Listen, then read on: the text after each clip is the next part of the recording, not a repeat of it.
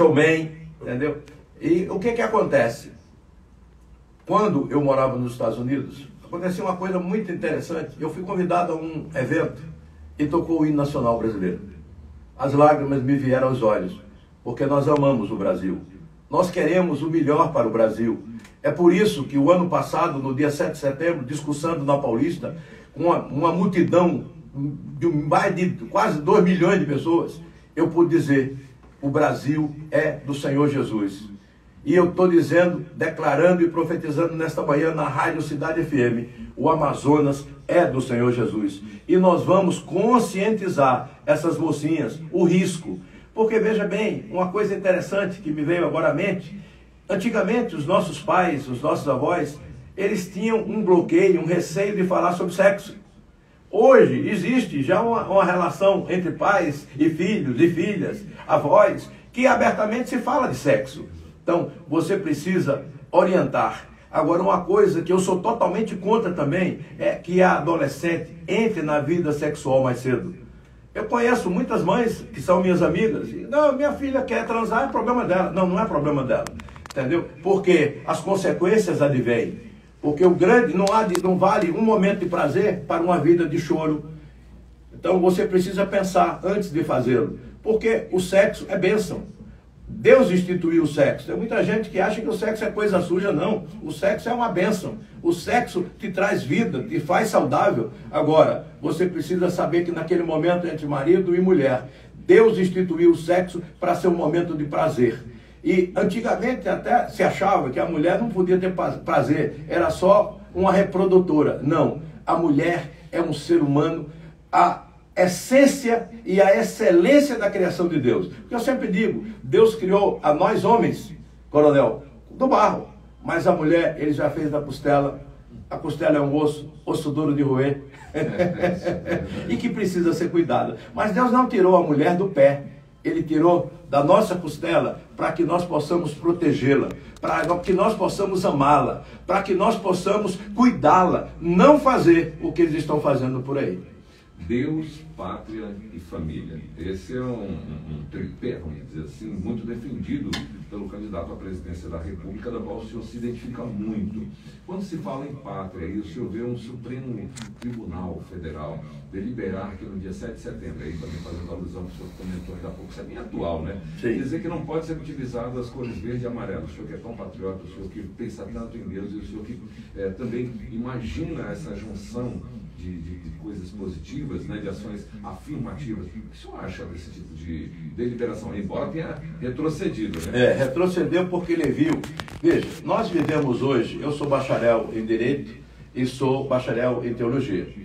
E o que é que a gente vê? Nós vemos um Supremo governando o Brasil sem votos, rasgando a Constituição Federal todos os dias.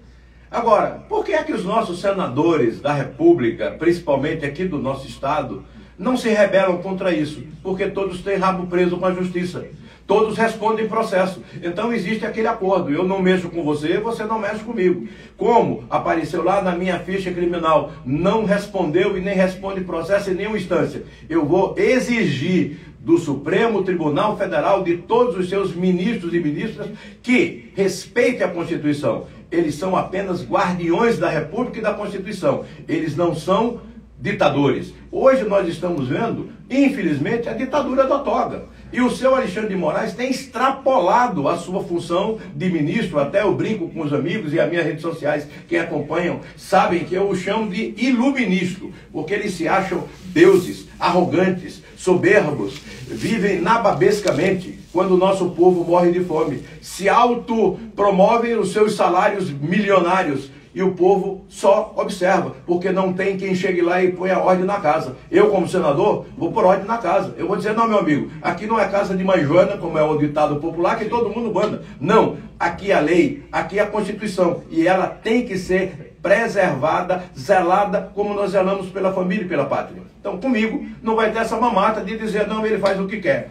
E eu tenho ido para minhas redes sociais, e eu tenho falado para todos, que eu vou ser uma voz, além de uma voz profética do Senado, eu vou ser uma voz em defesa da nossa Constituição, porque todos somos iguais perante a lei. Agora, um outro detalhe importante na nossa Constituição que tem sido quebrada todos os dias, é a harmonia entre os poderes.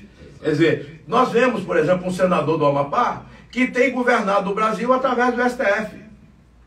Nós vemos o pessoal de esquerda governando o país através do STF. Mas desde quando você votou para que o ministro da Suprema Corte fosse o presidente da República? Então é uma total falta de respeito ao atual mandatário da nação. Nós vimos, por exemplo, na Globo, a falta de respeito com o nosso presidente. Nós vimos ontem na Band a falta de respeito com o presidente, onde o ex-presidiário foi concedido várias respostas para ele, direito de resposta, mas o nosso presidente, nenhuma delas foi, a não ser uma, as demais não foram aceitas. Sabe por quê? Porque nós temos uma imprensa. E aqui vai um abraço novamente ao meu amigo, meu irmão, Antônio Malheiros, que tem uma rádio que é Liberdade, uma rádio democrática. Quer dizer, você não pode ser tendencioso. Hoje nós temos uma Suprema Corte tendenciosa, nós temos uma corte parcial em vez de imparcial, nós temos uma corte comprometida com muitos acordos e partidária. Isso jamais poderá acontecer. Nos Estados Unidos você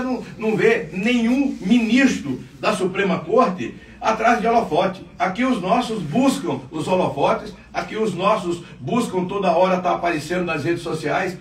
Isso não é cabível na posição que eles ocupam.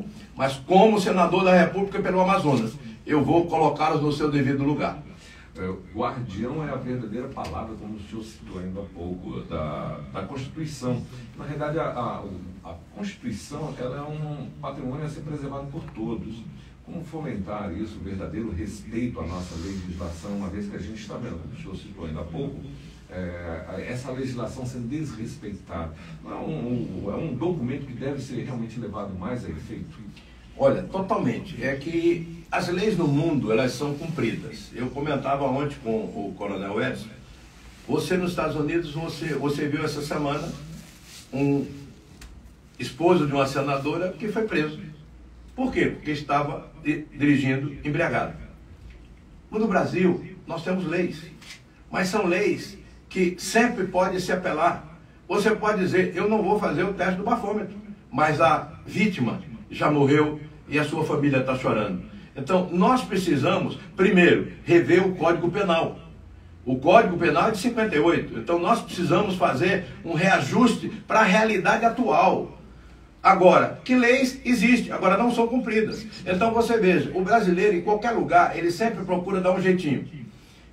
Como pastor, eu dava muita risada nos Estados Unidos, que você vai à praia e você encontrava o brasileiro tomando Guaraná.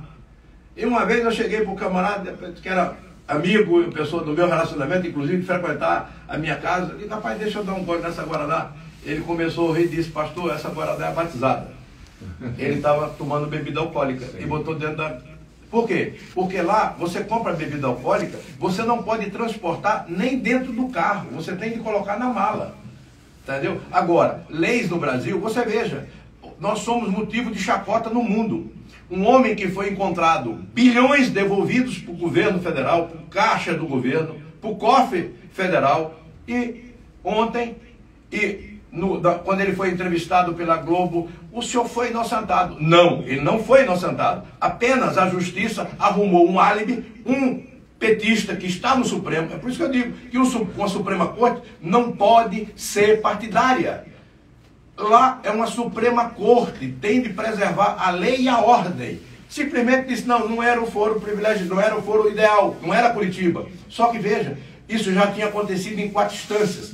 Ele foi condenado em 4 instâncias. Só depois de 4 condenações, não pode ser aqui. Mas ele não foi inocentado.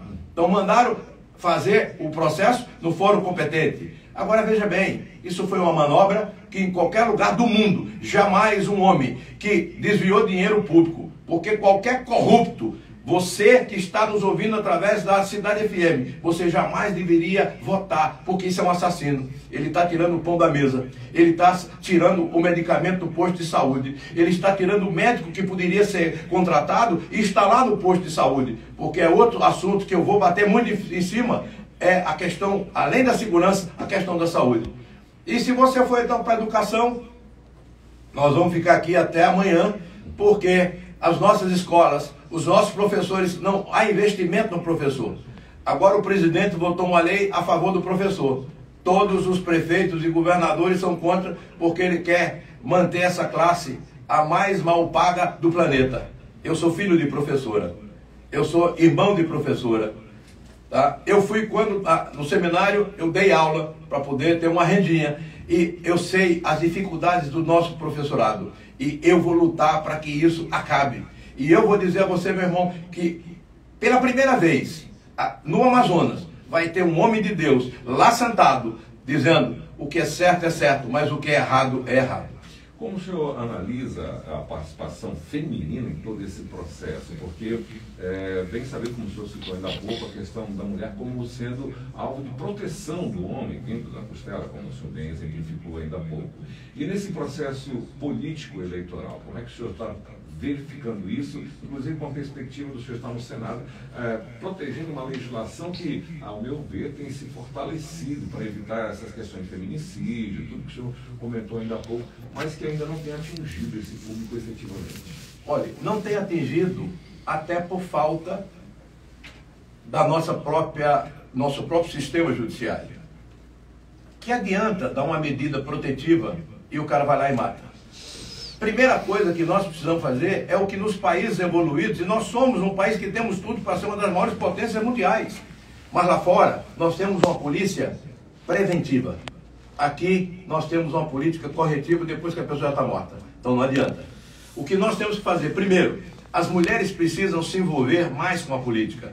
E eu estou conclamando você mãe, você filha, você avó, você neta, você sobrinha, você que é mulher, se envolva com a política. Graças a Deus, nós temos uma chapa, como você falou, genuinamente puro sangue. A doutora Nair Blair, empresária, uma mulher preparada, uma mulher que tem uma experiência tanto nacional como internacional, que foi extremamente violentada nos seus direitos, foi acusada de todas as formas e posteriormente inocentada, porque é uma coisa que eu não aceito na política, é essa busca de manchar reputação. Nós estamos vendo o que está acontecendo na política do Amazonas. São vídeos pornográficos para denigrir a imagem de uma mulher quando ela deveria ser preservada. É chegar e usar um vídeo para acusar alguém com a sua voz. Eu sou totalmente contra esse tipo de agressão na política. Política é para se discutir ideias, é para ver o que é melhor para o povo. E para o povo não é baixaria. Então, eu sou contra a baixaria. Graças a Deus, a nossa candidata a governo, a doutora Nair Blair, trouxe para ser a vice uma dentista, cirurgiã dentista, que tem um trabalho social há 25 anos no Amazonas. E nunca quis ser política. Nunca quis. Sabe por quê? Ela dizia, não é minha vocação. Todos nós somos vocacionados por Deus para fazer alguma coisa. Então chegou o momento das mulheres mudarem o quadro da política. Não apenas nacional, mas particularmente no nosso estado. Eu tive muita felicidade de ontem na feira, junto com a minha equipe, encontrar mulheres pedindo voto, mulheres candidatas a deputada estadual. Temos no nosso partido candidata estadual, candidata a deputada federal. Então é o momento das mulheres, porque todo homem nasceu de uma mulher. E aqui eu quero dizer uma coisa, uma vez no programa de televisão, uma ouvinte me mandou uma pergunta: por que é que os evangélicos são contra Maria? Mas eu amei essa pergunta, porque jamais os evangélicos serão ou foram contra Maria. Porque Maria, mãe de Jesus, ela foi escolhida entre todas as mulheres como uma mulher santa para ser a mãe do nosso Salvador. E eu amo tanto Maria que eu obedeço a ela. Porque quando Jesus fez o primeiro milagre no casamento, ela disse, fazei tudo quanto ele vos disser. E eu faço tudo quanto Jesus manda. Então, você mulher, seja valorizada porque você tem valor.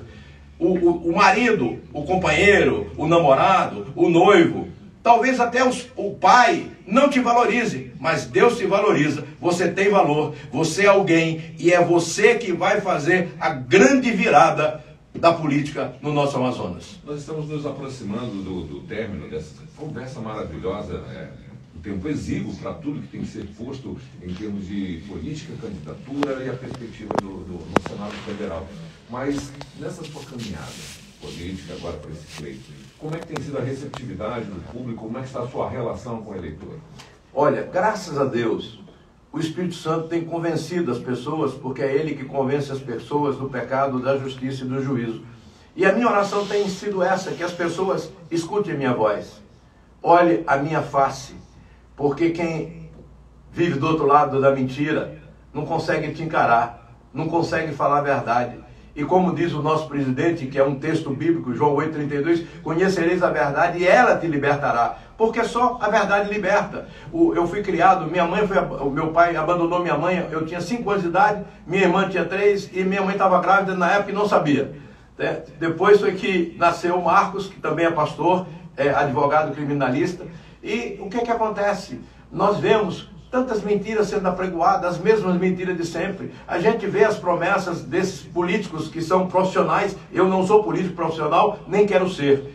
Eu tenho amigos que ficaram 50 anos na política. Eu não quero, porque eu quero cuidar do povo. E eu já cuido do povo há 46 anos como pastor. Então, o que eu posso dizer? Eu louvo a Deus, agradeço a Deus, agradeço aos amazonenses, agradeço aos manauaras que têm me recebido com o coração aberto, acreditando naquilo que eu estou falando, porque o que eu estou falando é a pura verdade, que eu não estou prometendo, eu vou fazer, e vocês vão conferir o que eu estou dizendo.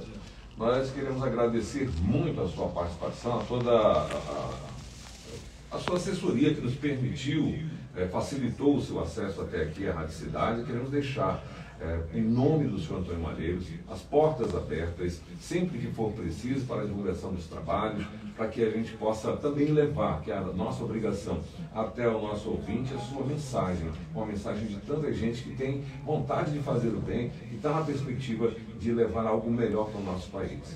Eu quero agradecer, primeiro a você, pela maneira educada, gentil, um gentleman que nos recebeu tão bem. Agradecer a direção da emissora, agradecer a todos os locutores, a todos os sonoplastas, a todas as pessoas que trabalham na rádio, você que pacientemente nos ouviu. E a minha última palavra nesta manhã, nesta rádio, é que o Senhor te abençoe e te guarde.